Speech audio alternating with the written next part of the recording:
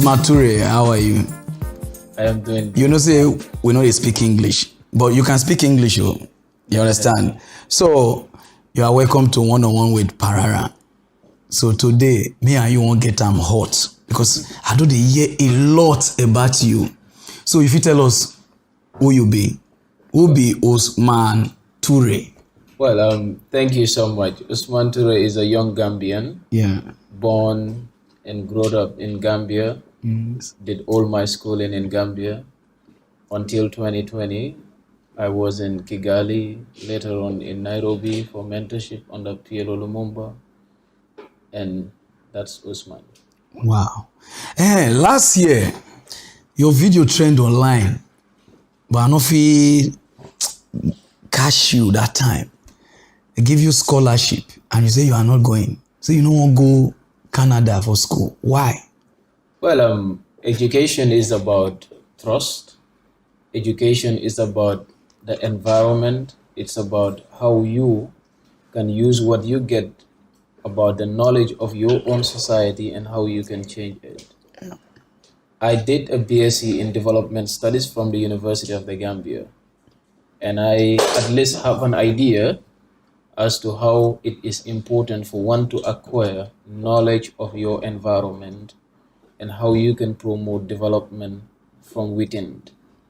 So I knew that I have a country that I use as a reference point, which is Rwanda. And I wanted to learn about the Rwandan development model. Just to remind you, Rwanda is one of those countries that was at zero in 1994. 1994 because of a genocide. And now they are one of the fastest growing countries in the world.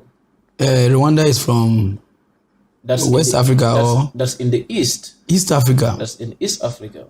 And looking at countries like that, there are things that other African countries need to learn from them. So academic challenges an individual to learn from societies like this and how you can bring in solution to your own environment. And that is why I opt to go and do my master's degree in Rwanda. Wow, so you not like Canada? No. So why you not like them? Not for my education, as I'm just telling you. It's high time that Africans start to strengthen institutions in Africa and believe in that development cannot be imported. I can tell you this, top intellectuals in Africa have studied in the highest universities in the world, but what have they brought forth? So because of that one. So sometimes if you're studying, you need an environment. If I walk down the streets in Africa, I see problems, I see solution to those problems. Yeah.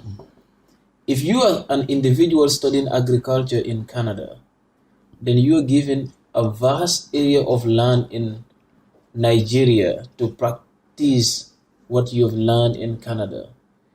In most situations, we failed because the environments are not the same. Okay. So that is very key in our trajectory, and it's high time for Africans to believe that there are good places in Africa, there are good institutions in Africa, and there is the need for Africa to value what it has. Wow. Okay, so your papa get money. Are you from a rich family? Because I just put her in pidgin because of my people. So I don't. I would like to answer from when you say whether my dad has money. Yeah. Of course, he doesn't. I do not come from a family that has money. I came from a family that has dignity, a family that has values, a family that is African, and a family that has put in me principles. Okay. Because the reason why they ask, a lot of Africa, they want discharge. You understand what they mean? They want run. And you get scholarship. You say no. See, because the environment there is different. What did give you that mind? But let me tell you this. You know, there exists the mainstream media. Sometimes what we see on TV is not true. Today you will see a brother in America, you see a brother in Europe, a brother anywhere. Before, like 30 years ago, if someone traveled from Africa to America or to Europe, they take care of a whole family. Today, how many brothers will leave one family and go to Europe? They cannot even buy a bag of rice. It tells you that there is not good as it is pictured on TV. But we don't have to learn about the world from TVs. We have to learn about the world from literatures that exist. And that is to say, Africans have to value what Africa has, start to strengthen our continent from within. We have institutions where we can learn from. We have experts where we can learn from. I do not condemn the fact that people will still want to go. Let them go and study. Let them visit anywhere else where they want to go to around the world. Let them just have the sense of patriotism that no matter how long you go, you still have Africa where you call home, and you have a responsibility in making it a better place. Wow. So tell me about Africa education. Well, education in Africa is challenging.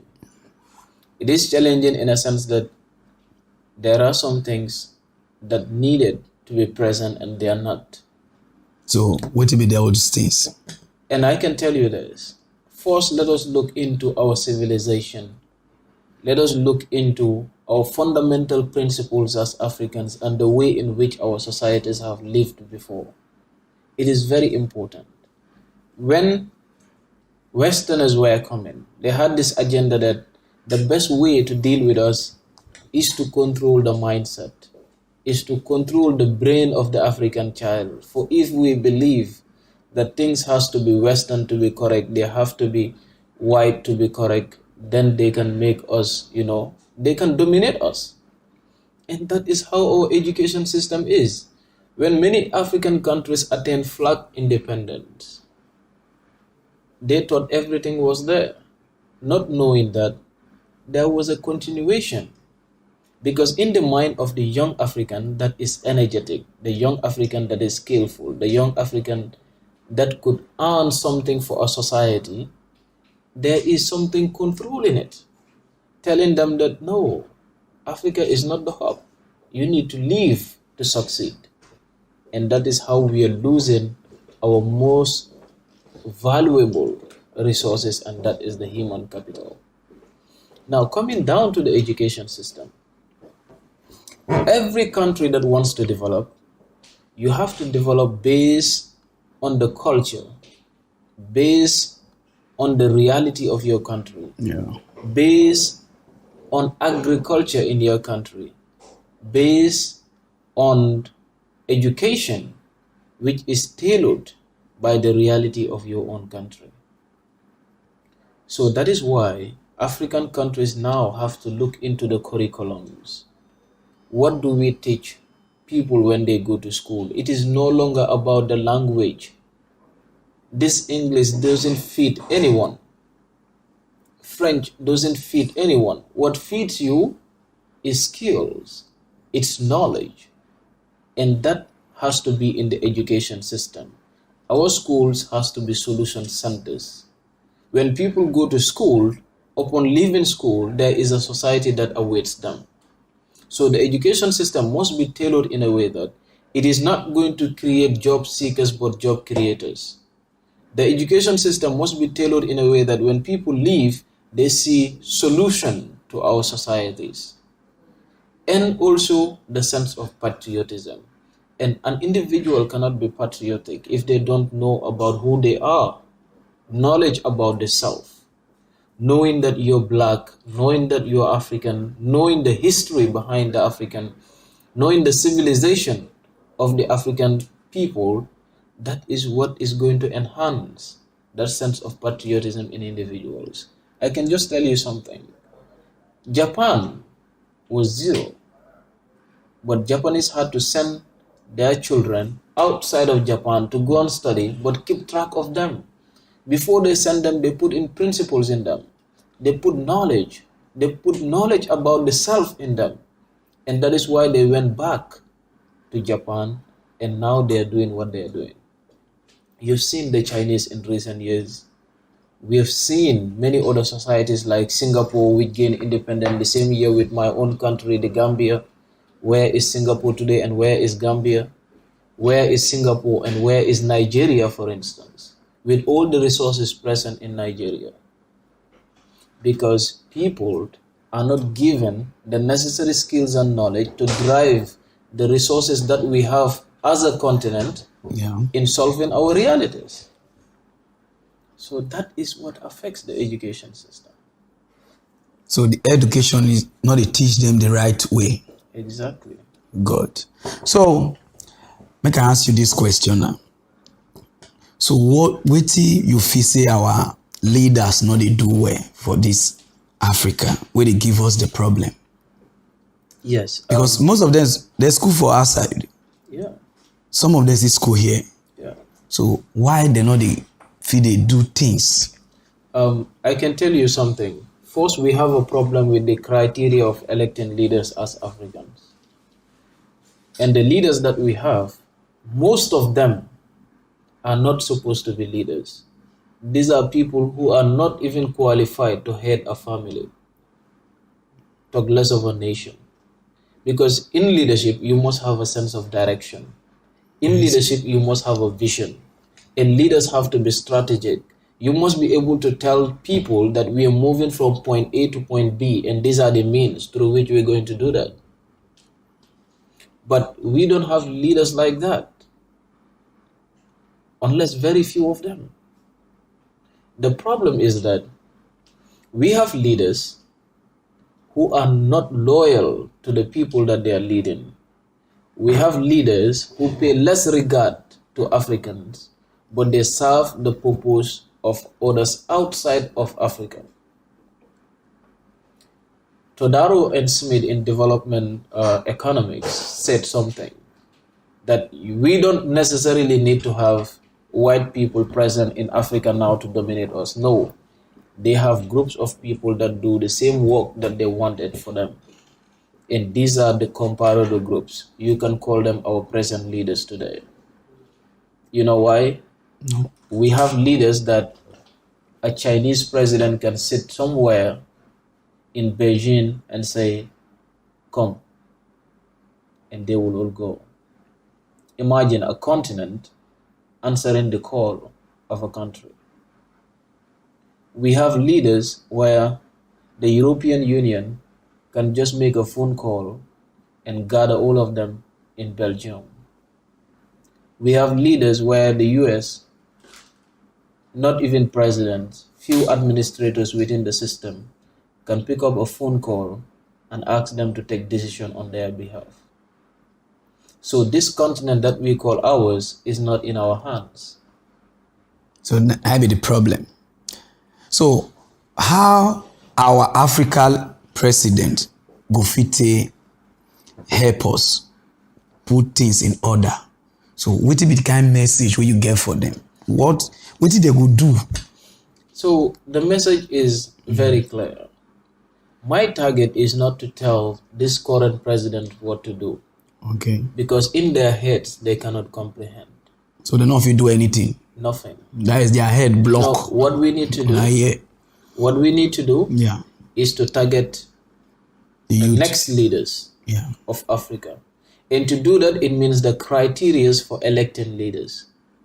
We are fed up with electing leaders who are not fit for purpose.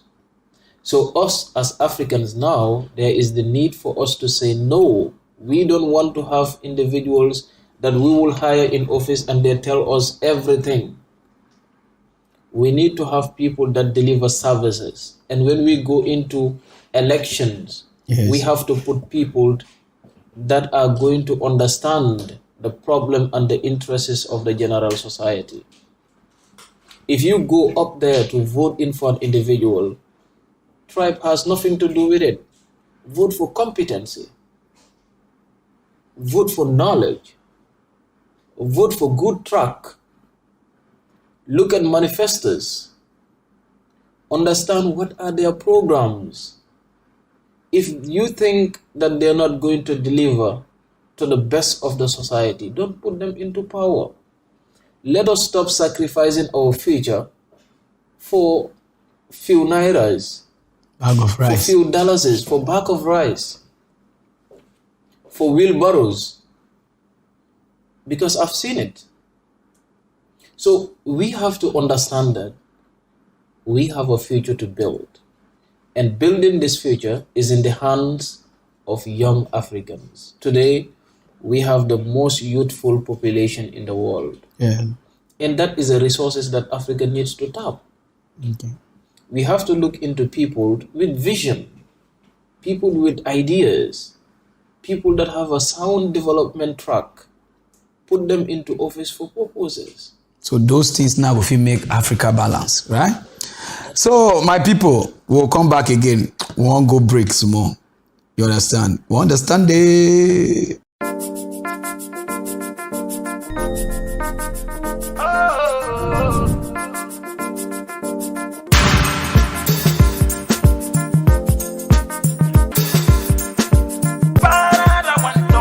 And that is the most unique thing that we have as Gambians.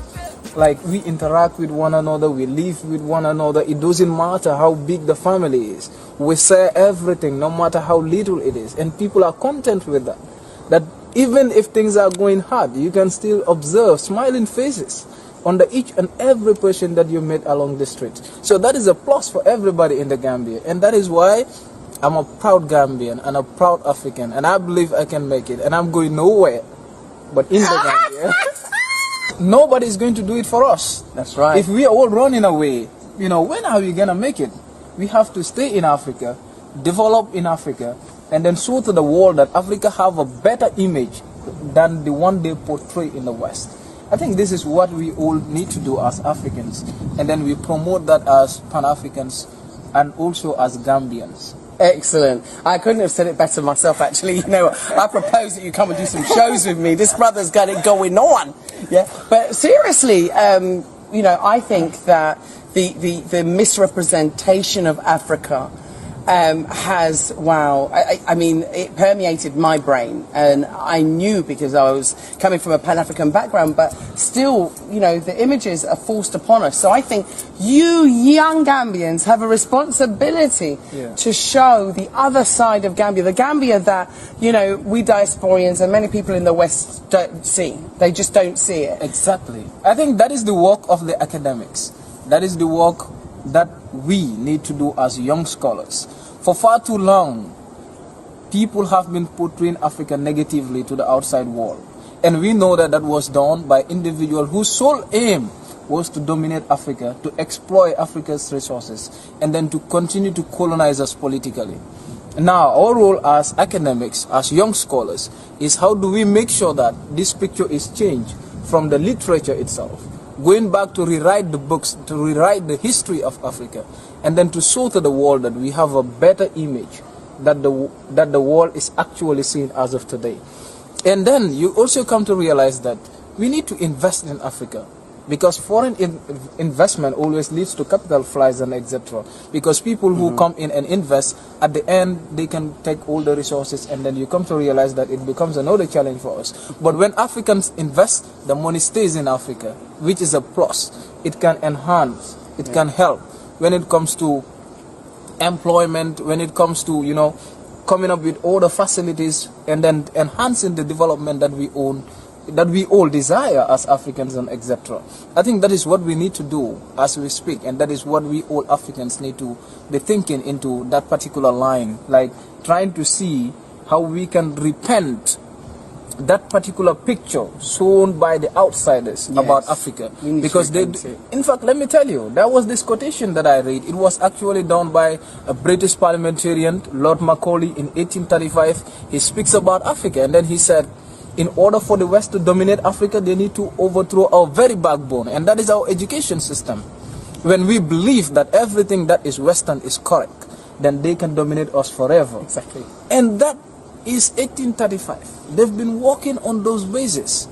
So today it is high time, because we know the realities. Let us try to rewrite the history.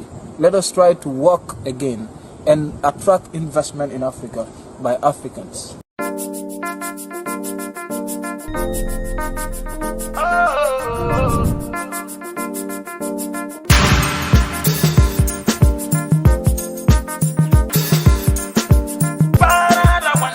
Yeah, so my people, now welcome back. I still deal with Usman Toure, leave her like that. Nobody want to play ball because some of una. But we get hot seat here, so we still get more questions we will ask him. So, Usman, so what did they happen to Africa development? What did they happen? Well, the development of Africa is a big concern for all of us. Now, the problem is we are not able to set a trajectory. Development need to have an entry point to say, we are doing this, and these are the plans for the future.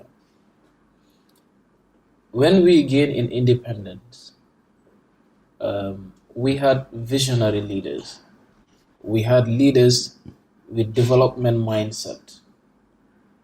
We have the likes of Nkrumah, who has put so many initiatives. We have the likes of, Nyerere. We have the likes of Patrick Lumumba. These individuals have come up with initiatives, with ideas, with developmental trajectory for their own countries, and propose for the continent as a whole. But after that first batch, the leaders that succeeded were not in the same spirit as they were. So that created a disconnection.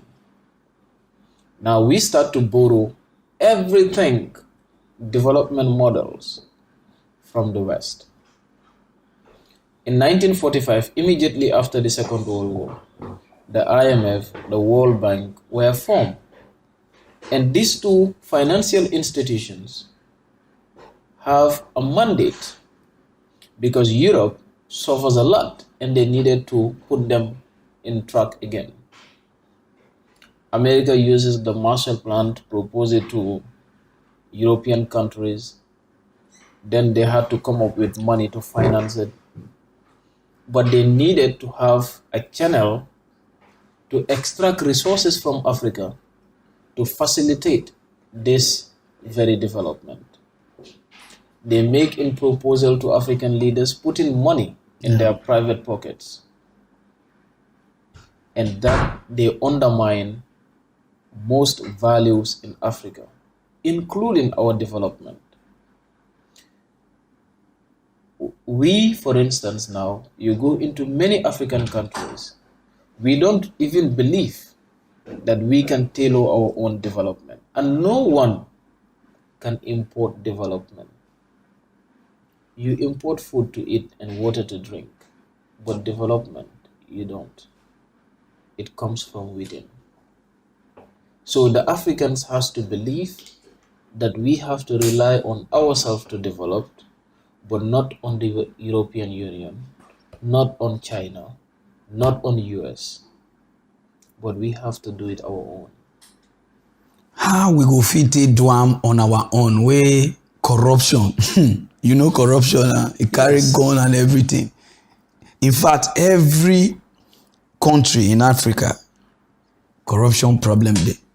So what be the problem? Why this corruption? Well, first is ignoring the first value as Africans.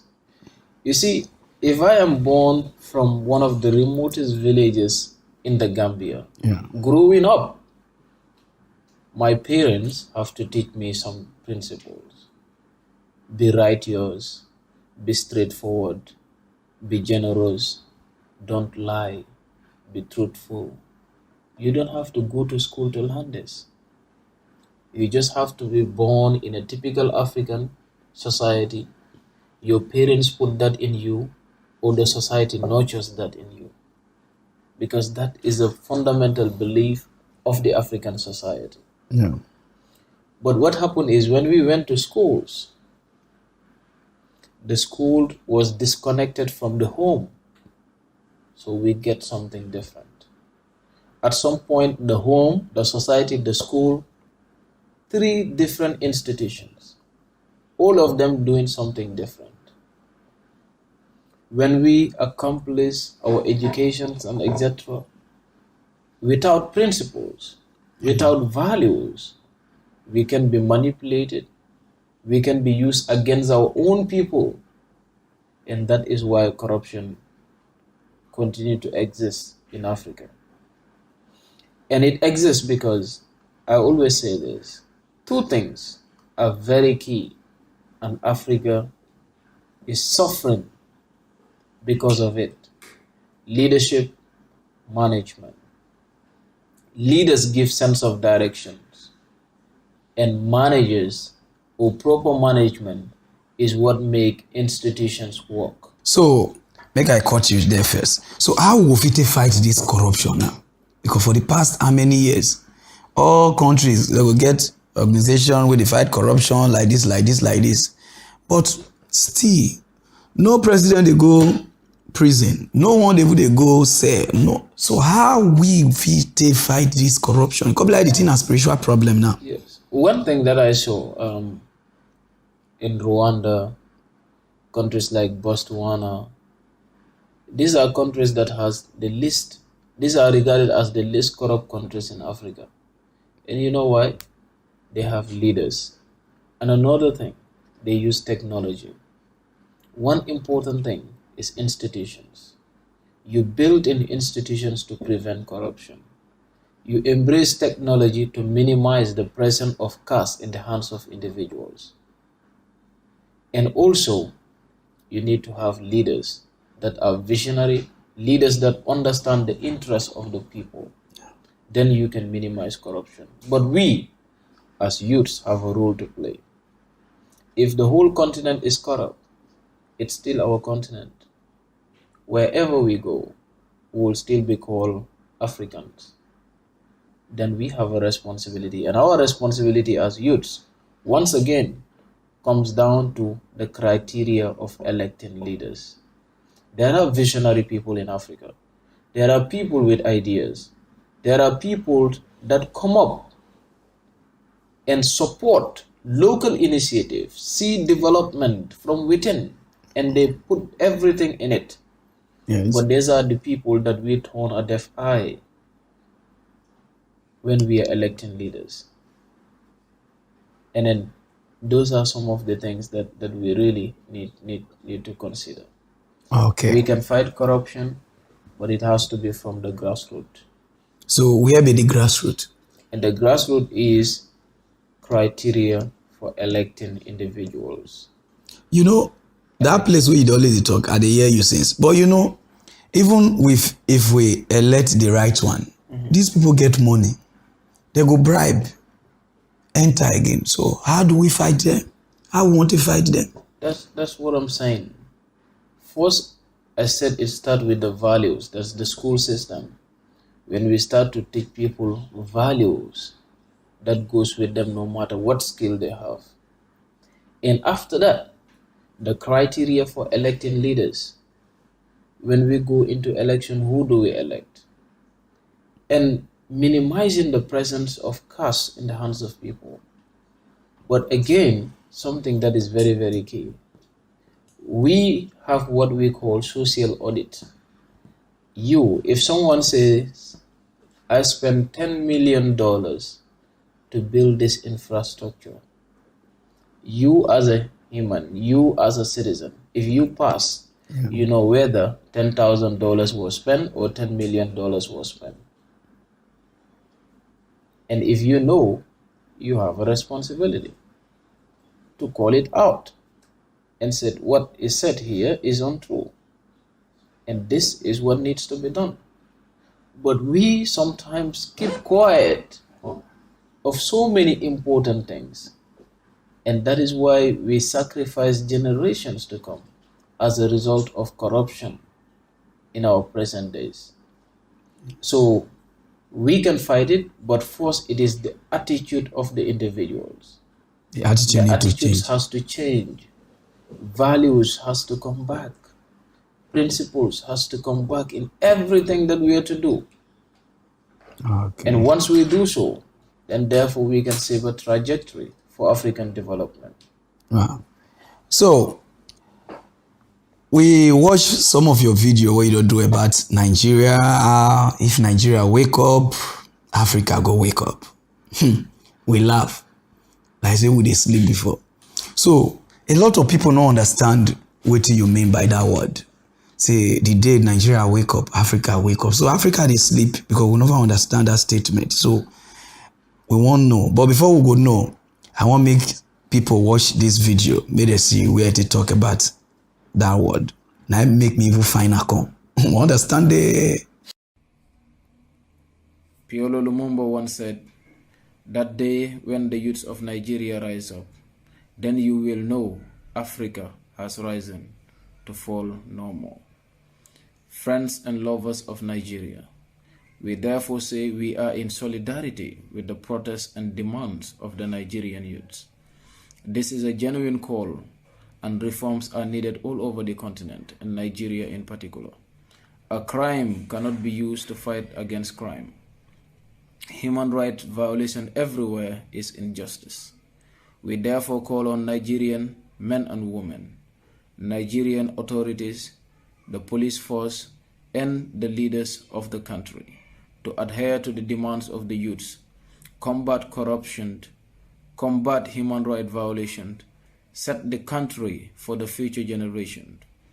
I therefore challenge all African youths to make genuine demand in the leadership positions, make genuine demand in our legislations, make genuine demands in our institutions.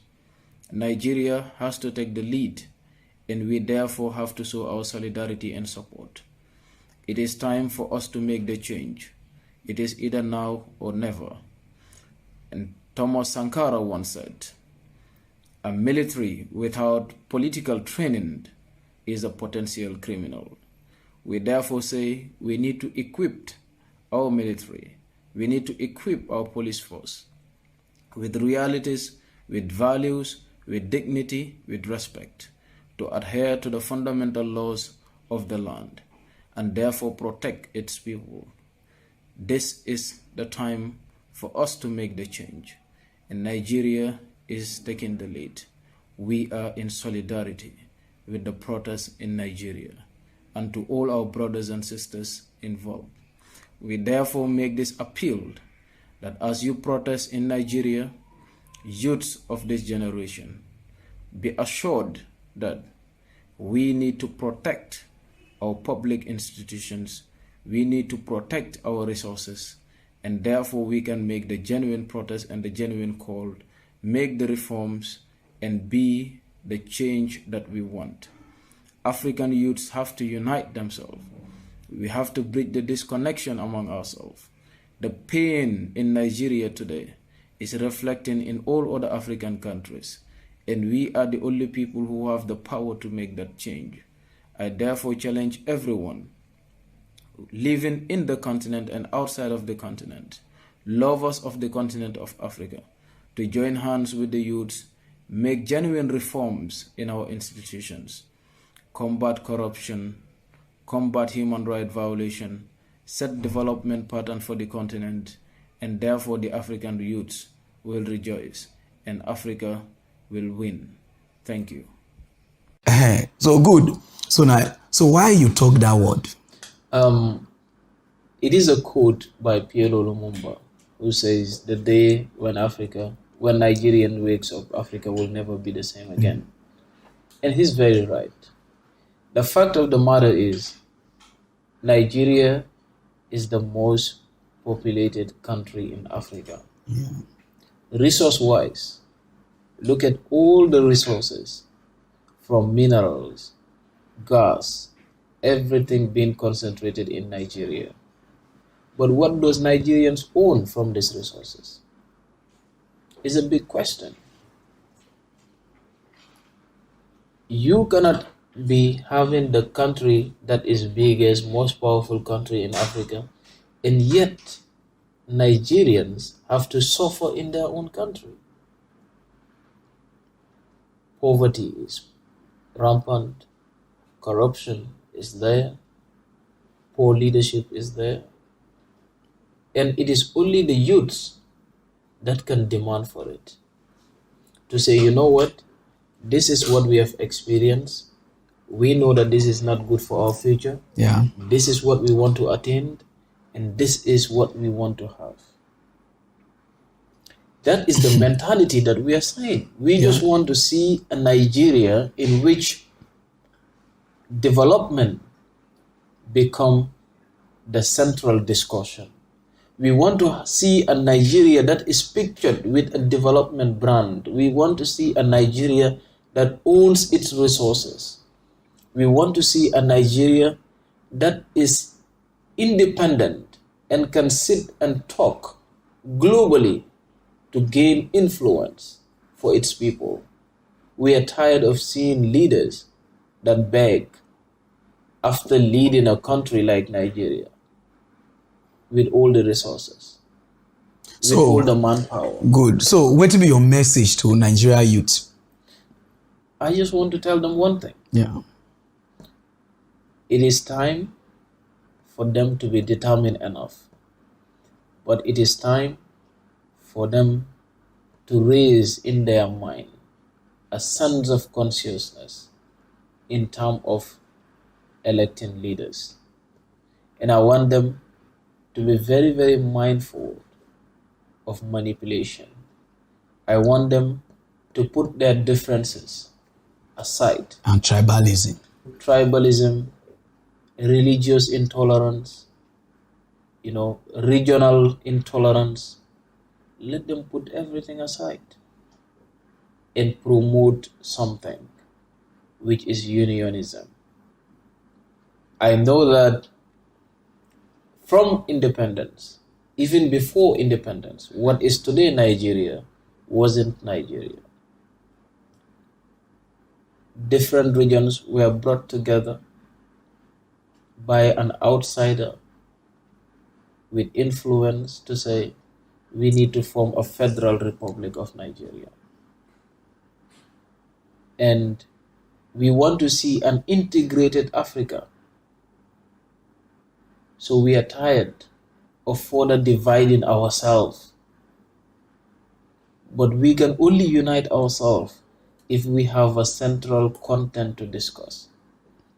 And that is development-oriented individuals with visions, with ideas, with strategies, with good plans, who says, this is what we want for Africa and we work towards it. Nigeria cannot stay behind. We said Nigeria has to be the lead because it is the biggest country in the continent. Whether Nigeria wants to wake up or not, we in Gambia, we want to wake up. We in Senegal want to wake up. People of Rwanda, the same thing. You go to any other African countries like Ghana, everywhere, people are yearning for something. Youths are demanding for something. Because we know that the future is for us and we have to work towards achieving something meaningful for that.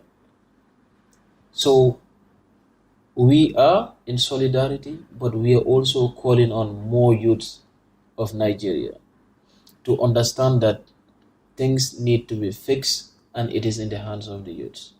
Okay. So what about, do you have any message, which is you get any message for our, which is Nigeria leader? What do you feel or do to help Nigeria? Well, you see, people have trust when they elect leaders. And the leaders promise. The leaders come and say, this is what we want to do for you. And that is why people elect them. Yeah. Deliver. It's a contract. If I hire you and you don't deliver, I sack you and hire someone else. These people won't come out. And that is exactly what should be the case. We have to leave manipulating populations. You see, today the present leaders are all in their 70s, some in their 60s. They've accommodated well for themselves. No, they are using, well for their they use political age, so now 92, 200. The age, no 60 in Nigeria politics, or our leader, no 60, from 80 something. Look at that. So I just correct you for the age. So carry on with the talk. So I'm just trying to say it's very important for them to know that the youth deserve a bright future, Yeah. and they should help them to shape that particular trajectory. You know, empower institutions, make reforms, you know, build a positive picture for Nigeria and for Nigerians. Give them pride. You know, that is why sometimes I celebrate Rwanda. You know why? No.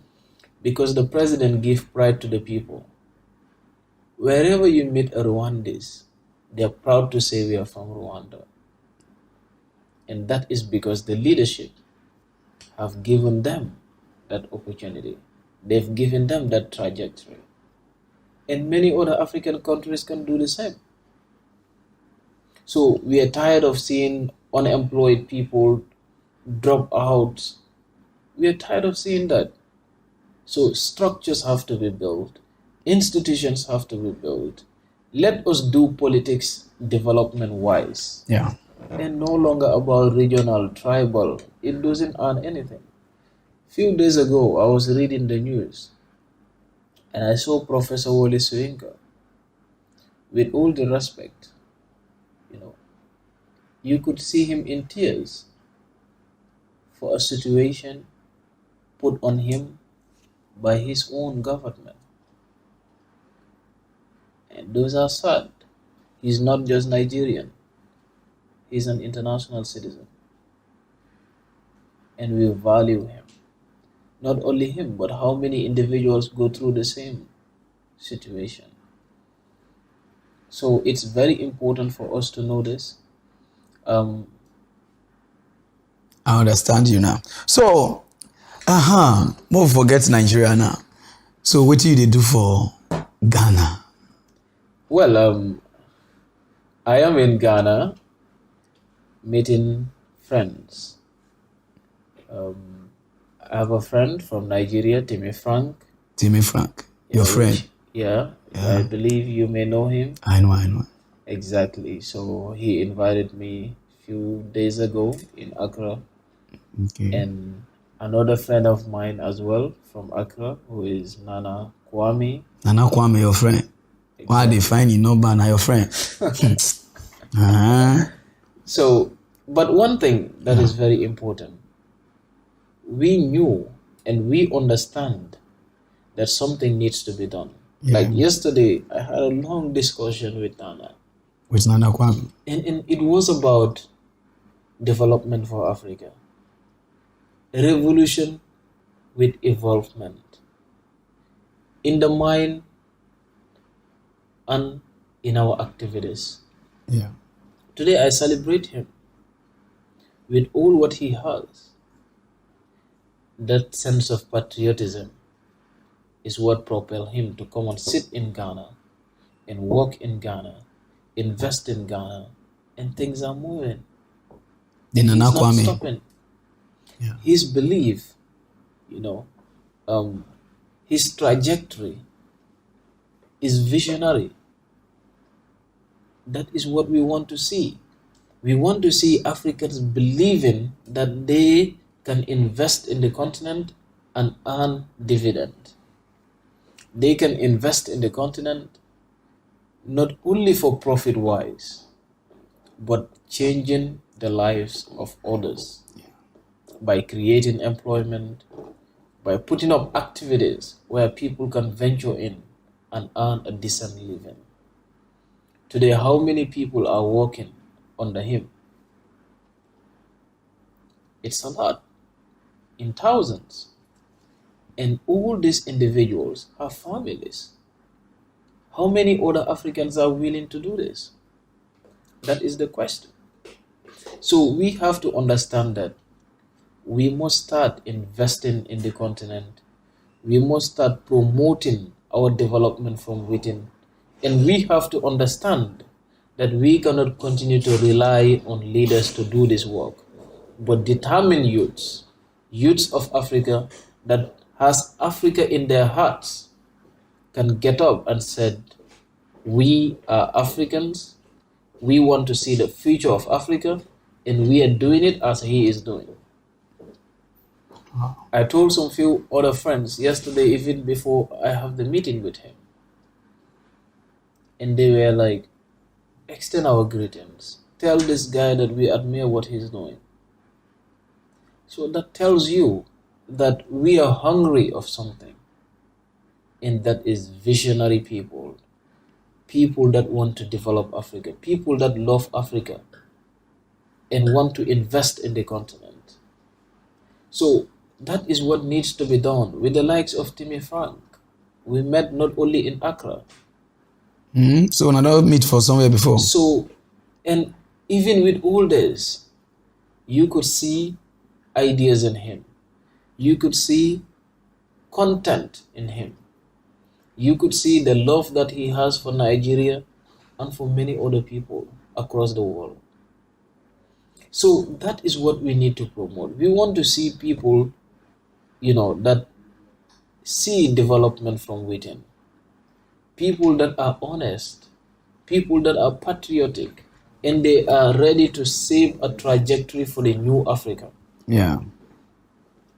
Whether we like it or not, everybody around the world is yearning to come to Africa. So thank you for that. So my people, will they go break first? I beg, because today this guy the tea is food here. We say we wait like this and we'll talk today break.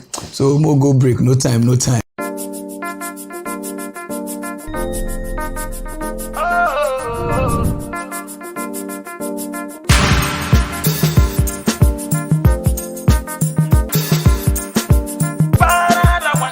So my people, now welcome back. No time, I sit there with Usman.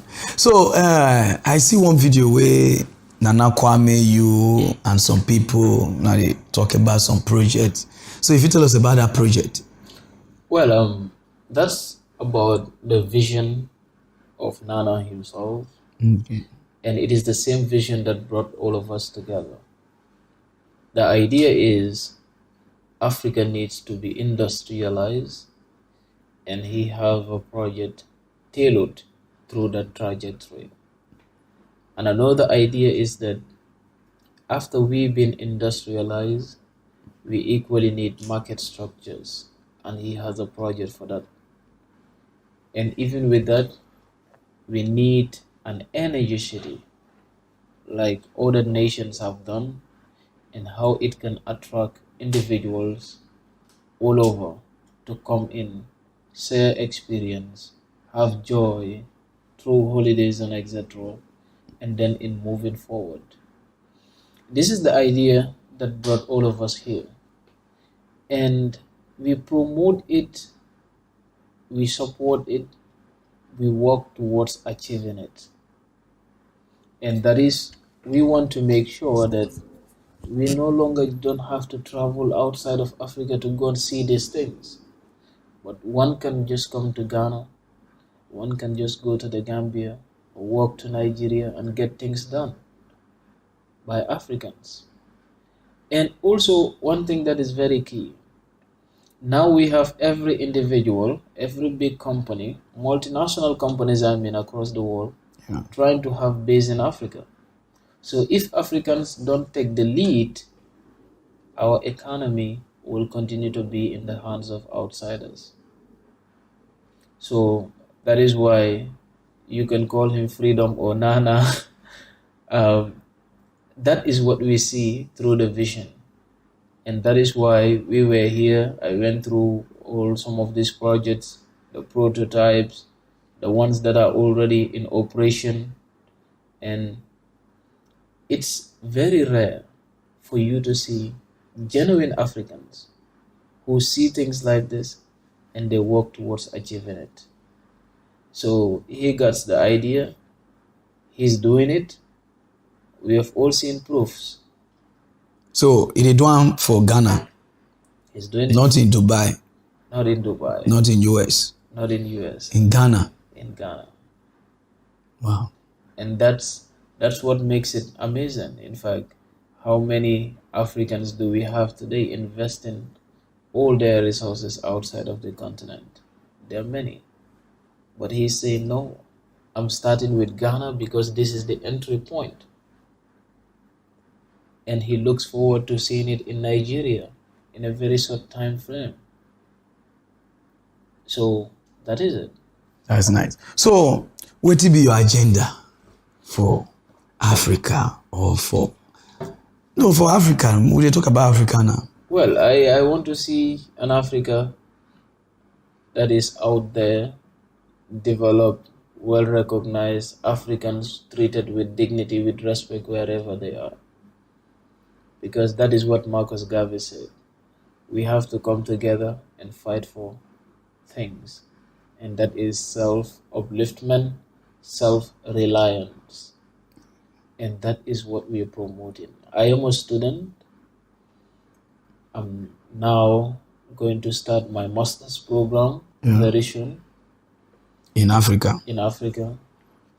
And once my master's is completed, I equally look forward to strengthening more through academic and as well as some development projects in Gambia that I'm already tailoring. So, what will give you this morale? If you did speak like this, talk like this? Well, usually that's how I grew up. Just went to school, get individuals that are important. Because I must say this, mentors are very, very key in life. You have to get mentors as young individuals. And the people that are to be your mentors have to be individuals, that has the same vision as you do.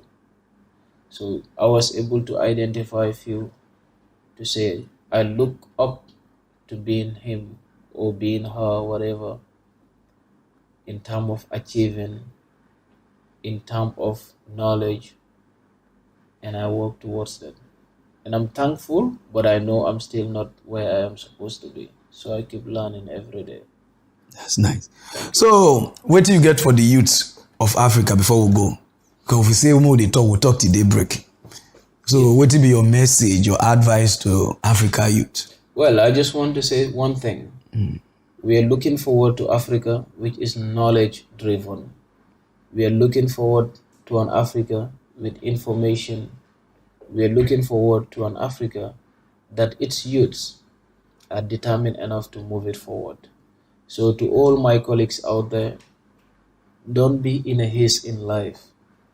Take your time, be strategic in what you do, have a vision, work towards achieving it, get the right people in your circle, and then you can be the best version of yourself.